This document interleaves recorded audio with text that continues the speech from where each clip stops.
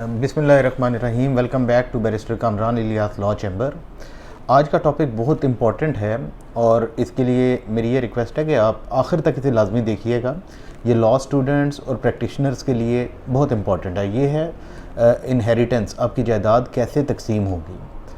इसके अंदर देखें, पाकिस्तान के अंदर जो जायदाद तकसीम होती है ये इस्लामिक कानून के मुताबिक तकसीम होती है और इसके अंदर सूरत निसा की आयत नंबर 7, 8, 11, 12 और 33 इसे लाजमी पढ़ लीजिएगा और इसका तर्जमा और साथ अगर तफसीर भी हो सके तो इससे आपको इंशाल्लाह बहुत फ़ायदा होगा।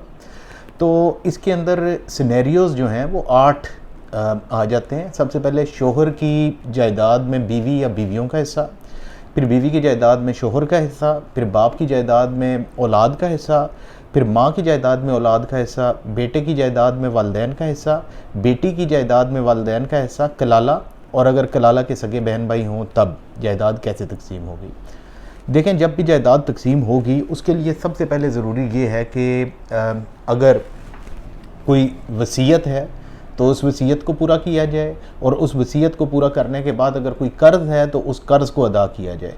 अगर जायदाद का मालिक ज़िंदा है तो ये उसका काम है कि वो पहले कर्ज़ अदा करे, उसके बाद ही जायदाद को तकसीम करे, और अगर वो ज़िंदा नहीं है तो इन दैट केस उसके जो लीगल हेयर्स हैं वो सबसे पहले उसके कर्ज़ को उतारेंगे और उसके बाद जायदाद की तकसीम होगी।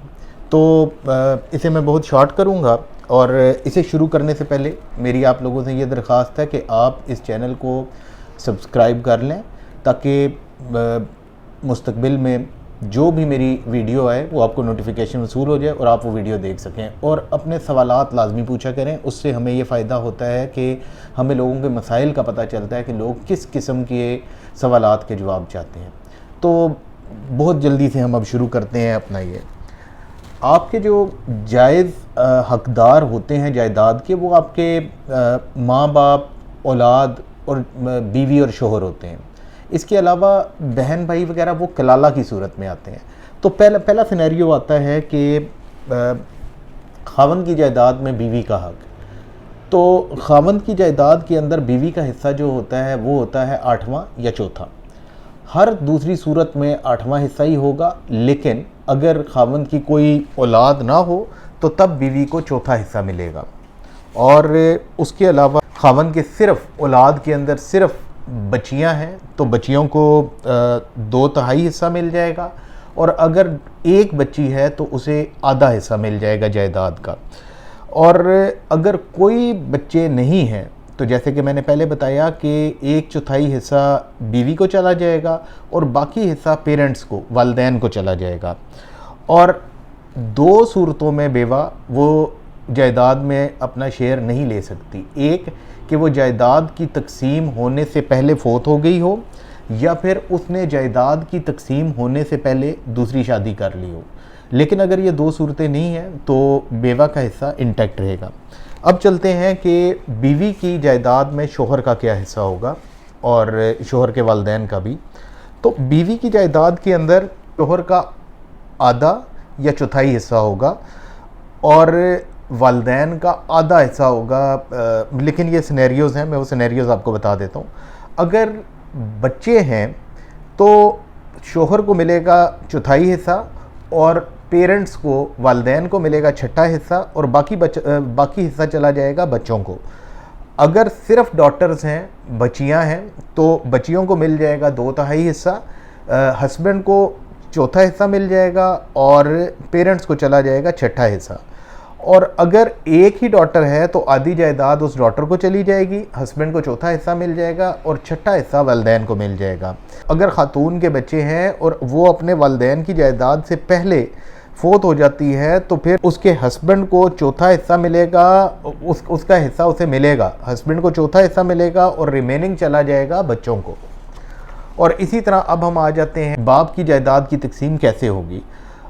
एक लड़के की जो जायदाद में हिस्सा है वो है 2 लड़कियों के बराबर, और सबसे पहले उस जायदाद में पेरेंट्स को हिस्सा जाएगा, 6ठा हिस्सा पेरेंट्स को चला जाएगा, बेवा को 8वां हिस्सा चला जाएगा और जो बाकी हिस्सा बचेगा वो बच्चों में तकसीम हो जाएगा।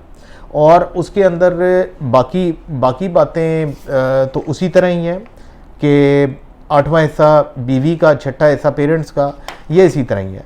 अब हम अगर पेरेंट्स उसकी जायदाद की तकसीम से पहले फोत हो जाएं तो उन्हें कोई हिस्सा नहीं मिलेगा, और अगर कोई भाई उसकी जायदाद की तकसीम से पहले फोत हो जाता है, मतलब बाप की जायदाद की तकसीम से पहले ही फोत हो जाता है, तो और अगर उसकी बेवा और बच्चे हैं तो उसका हिस्सा इंटैक्ट रहेगा। और अगर कोई बहन फोत हो जाती है बाप की प्रॉपर्टी की तकसीम से पहले, हस्बैंड और चिल्ड्रन भी हैं, तो उन्हें उनका शेयर मिलेगा, लेकिन अगर उसके कोई बच्चे नहीं हैं तो उसके हस्बैंड को कोई हिस्सा नहीं मिलेगा। अब आ जाते हैं हम माँ की जायदाद की तकसीम कैसे होगी। माँ की जायदाद के अंदर भी यही रूल्स हैं कमोबेश, और उसके अंदर भी एक लड़के का हिस्सा 2 लड़कियों के बराबर है।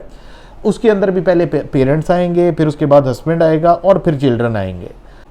पेरेंट्स का भी वही है, अगर हस्बैंड और पेरेंट दोनों जिंदा नहीं हैं तो सारी की सारी प्रॉपर्टी वो बच्चों को चली जाएगी, और अगर पहले हस्बैंड में से कोई बच्चे हैं तो वो बच्चे भी इस प्रॉपर्टी के इंटाइटल हो जाएंगे।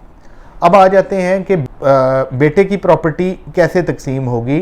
देखें, बेटे की जो प्रॉपर्टी है उसके अंदर पेरेंट्स का हिस्सा होता है 6ठा। अगर माँ या बाप में से कोई एक ज़िंदा है तो 6ठा हिस्सा मिलेगा, और अगर दोनों ज़िंदा हैं तो वही 6ठा हिस्सा उनमें तकसीम हो जाएगा। और अगर उसके कोई बच्चे नहीं हैं, सिर्फ एक बेवा है, तो बेवा को मिलेगा 4थाई हिस्सा, बाकी हिस्सा पेरेंट्स को चला जाएगा। और अगर सिर्फ लड़कियां हैं तो 2/3 2/3 हिस्सा लड़कियों को मिल जाएगा, पेरेंट्स को मिल जाएगा 6ठा हिस्सा और बेवा को मिल जाएगा 8वां हिस्सा। और अगर एक लड़की है तो एक लड़की को आधा हिस्सा मिल जाएगा, पेरेंट्स को मिल जाएगा 6ठा हिस्सा और बेवा को मिल जाएगा 8वां हिस्सा।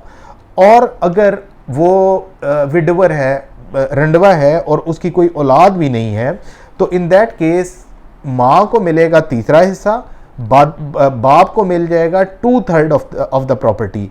और अगर उसके भाई बहन हैं, वो रंडवा भी है और उसके भाई बहन भी हैं, देन मदर को मिलेगा 6ठा हिस्सा और बाकी की जो प्रॉपर्टी है वो चली जाएगी बाप को।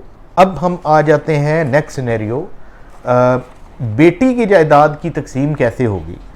अगर बेटी के बच्चे हैं तो फिर वालिदैन को मिलेगा 6ठा हिस्सा, और वालिदैन को 6ठा हिस्सा बेशक माँ हो बाप हो या दोनों हो, उन्हें 6ठा ही हिस्सा मिलेगा। अगर माँ हो अगर सिर्फ माँ हो तो उसे 6ठा हिस्सा मिलेगा, बाप हो तो 6ठा हिस्सा मिलेगा। अगर दोनों जिंदा हो तो उन दोनों के दरमियान वही 6ठा हिस्सा तकसीम हो जाएगा। अगर बेटी का हस्बैंड और पेरेंट्स दोनों हैं तो आधी प्रॉपर्टी उसके हस्बैंड को चली जाएगी और आधी प्रॉपर्टी उसके पेरेंट्स को चली जाएगी। और अगर सिर्फ बच्चियां हैं तो 2/3 हिस्सा बच्चियों को चला जाएगा, 1/4 हिस्सा हस्बैंड को चला जाएगा और रिमेनिंग प्रॉपर्टी जो है वो पेरेंट्स को चली जाएगी। और अगर सिर्फ एक डॉटर है तो फिर आधा हिस्सा जायदाद का वो डॉटर को चला जाएगा, 1/4 हिस्सा हस्बैंड को चला जाएगा और 1/6 of the property will go to the parents.